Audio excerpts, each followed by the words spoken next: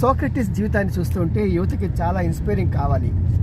ఎందుకంటే ఆయన జీవితంలో చాలా గొప్ప గొప్ప ఆవిష్కరణలు చేయడమే అది ఒక ఎత్తు అయితే, ఆయన జీవితంలో చూసిన యాటిట్యూడ్ అది చాలా గొప్పది. కారణం ఏంటంటే, మరి అప్పట్లో ఉన్న సిద్ధాంతాలు మత పెద్దలకి నచ్చక రాజుకు ఫిర్యాదు చేస్తే అతనికి ఉరిశిక్ష వేశారు. ఉరిశిక్ష వేయడానికి 2 గంటల ముందుగా పోలీస్ అధికారి, జైలు అధికారి వచ్చి, అయ్యా నీకు ఇంకా 2 గంటల్లో నేను ఉరిశిక్ష వేయబోతున్నాను, నీకు ఏదైనా కోరికుంటే చెప్పు అన్నాడు.